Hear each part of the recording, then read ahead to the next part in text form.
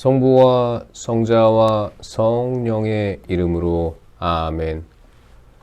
말씀은 바로 내 곁에 있고 내 입에 있고 내 마음에 있다. 주님, 성령의 빛으로 저희 눈을 여시어 주님의 길을 보게 하시고 저희 귀를 여시어 생명의 말씀을 듣게 하소서. 아멘. 성부와 성자와 성령의 이름으로 아멘. 레위인들에게 나누어질 거주지. 주님께서 예리코 앞 요르단 강가의 모압 벌판에서 모세에게 이르셨다. 너는 이스라엘 자손들에게 명령하여 그들 소유로 받은 상속재산 가운데에서 레위인들이 살 성읍들을 내주게 하여라. 그 성읍들 주위에 있는 목초지도 내주어야 한다. 그래서 그 성읍들은 레위인들이 살 곳이 되고 그 목초지들은 레위인들의 가축과 재산과 모든 짐승을 위한 곳이 되게 하여라. 너희가 레위인들에게 내줄 성읍의 목초지는 성벽에서 밖으로 사방 1000암마의 땅이다. 성읍을 한가운데에 두고 성읍 바깥 동쪽으로 2000암마, 남쪽으로 2000암마, 서쪽으로 2000암마, 북쪽으로 2000암마씩 재어라. 이것이 그들의 성읍에 딸린 목초지다. 너희가 레위인들에게 내줄 성읍들에는 살인자가 피신할 수 있도록 너희가 정한 도피 성읍 6이 들어 있어야 한다. 이 밖에도 너희는 42 성읍을 내주어야 한다. 그래서 너희가 레위인들에게 내줄 성읍은 모두 48 성읍이 된다. 곧 그 성읍들과 거기에 딸린 목초지들이다.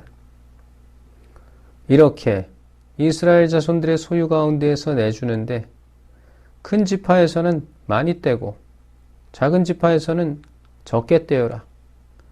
저마다 받은 상속 재산에 따라 레위인들에게 성읍들을 얼마씩 내주어라. 도피 성읍. 주님께서 모세에게 이르셨다. 너는 이스라엘 자손들에게 일러라. 그들에게 이렇게 말하여라.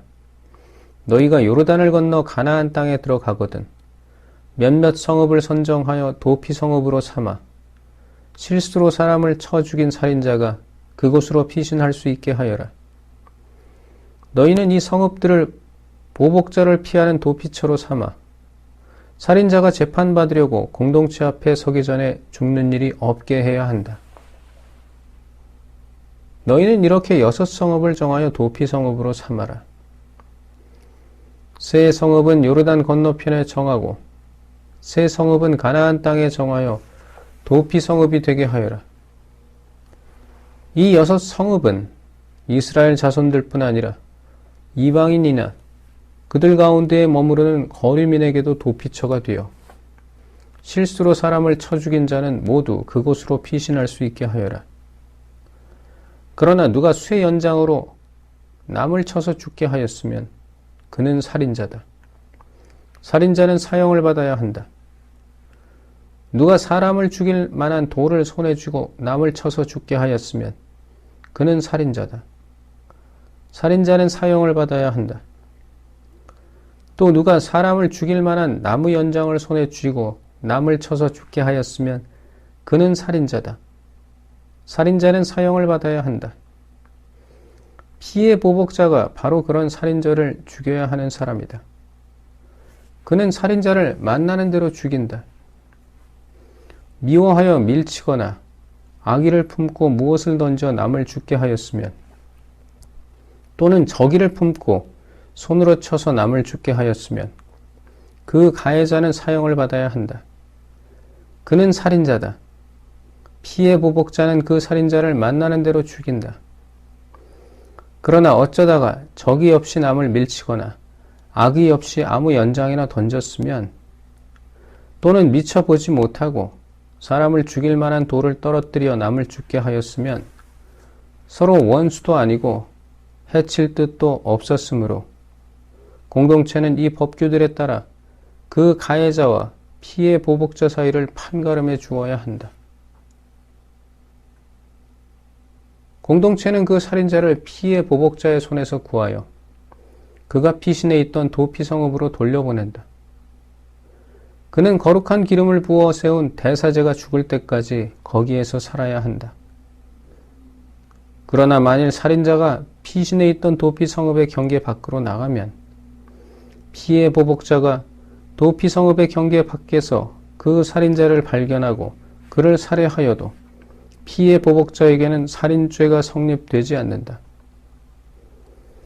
살인자는 대사제가 죽을 때까지 반드시 도피 성읍에서 살아야 한다. 대사제가 죽은 다음에야 자기의 소유지로 돌아갈 수 있다. 이것은 너희가 어디에서 살든지 대대로 지켜야 할 법 규정이다. 누구든지 사람을 죽였을 경우에는 증인들의 말에 따라 그 살인자를 처형해야 한다. 그러나 증인 한 사람의 증언만으로는 사형에 처하지 못한다.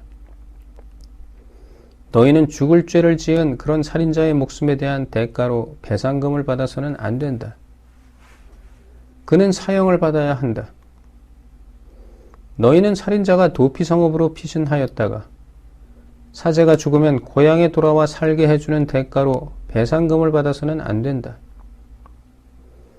너희가 사는 땅을 더럽혀서는 안 된다. 피는 땅을 더럽힌다. 땅에 피가 흐르면 땅은 그 피를 흘리게 한 자의 피가 아니고는 속죄될 수 없다. 너희가 사는 땅, 곧 내가 그 안에 머무르는 땅을 너희는 더럽혀서는 안 된다. 나 주님이 이스라엘 자손들 가운데에 머무르기 때문이다. 여자 상속인의 혼인. 요셉 자손의 씨족들 가운데 므낫세의 손자이자 마키르의 아들인 길앗 자손의 씨족들에 속하는 각 가문의 우두머리들이 나와서 모세와 수장들, 곧 이스라엘 자손들의 각 가문의 우두머리들 앞에서 말하였다. 그들은 이렇게 이야기하였다. 주님께서는 제비를 뽑아 이 땅을 이스라엘 자손들에게 상속재산으로 나누어 주라고 나리께 명령하셨습니다. 그리고 나리께서는 우리의 동기 슬로팟의 상속재산을 그의 딸들에게 주라고 주님께 명령을 받으셨습니다. 그런데 그들이 이스라엘 자손들 가운데 다른 지파 사람들에게 시집가게 되면 그들의 상속재산은 우리 조상들의 상속재산에서 떨어져 나가 그들이 시집간 지파의 상속재산에 보태질 것입니다. 그러면 우리 상속재산의 몫이 떨어져 나가게 되는 것입니다. 이스라엘 자손들에게 희년이 돌아온다 하여도 그들의 상속재산은 그들이 시집간 지파의 상속재산에 보태져 우리 조상 대대로 내려온 지파의 상속재산에서 그들의 상속재산이 떨어져 나가게 될 것입니다. 모세가 주님의 분부에 따라 이스라엘 자손들에게 명령하였다. 요셉 자손 지파가 하는 말이 옳다. 슬로팟의 딸들과 관련하여 주님께서 명령하신 것은 이러하다. 그들은 저마다 눈에 드는 사람에게 시집갈 수 있다. 다만 자기 아버지의 지파에 속한 씨족으로 시집가야 한다. 이스라엘 자손들의 상속재산은 이 지파에서 저 지파로 넘어가서는 안 된다. 이스라엘 자손들은 저마다 조상 대대로 내려온 지파의 상속재산에 붙어 살아야 한다. 이스라엘 자손들의 지파 가운데에서 상속재산을 이어받은 딸은 누구나 자기 아버지 지파의 씨족에 속하는 사람에게만 시집갈 수 있다. 그리하여 이스라엘 자손들이 저마다 자기 조상들의 상속재산을 이어받게 해야 한다. 상속재산은 한 지파에서 다른 지파로 넘어가서는 안 된다. 이스라엘 자손 지파들은 저마다 자기 상속재산에 붙어 살아야 한다. 그리하여 칠로팟의 딸들은 주님께서 모세에게 명령하신 대로 하였다. 칠로팟의 딸들 곧 마흘라, 티르차, 호글라, 밀카, 노아는 모두 사촌 오빠들에게 시집갔다. 이렇게 그들이 요셉의 아들 므낫세 자손의 씨족에게 시집갔으므로 그들의 상속재산이 그들 아버지 씨족의 지파에 남아있게 되었다. 맺는 말. 이는 주님께서 예리코 앞 요르단강가의 모압 벌판에서 모세를 통하여 이스라엘 자손들에게 명령하신 계명과 법규들이다. 성부와 성자와 성령의 이름으로 아멘. 말씀은 내 발의 등불이요 나의 길에 빛이옵니다.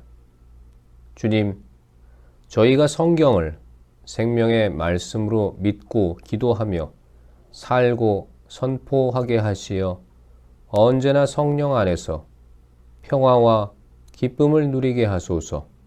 아멘. 성부와 성자와 성령의 이름으로 아멘.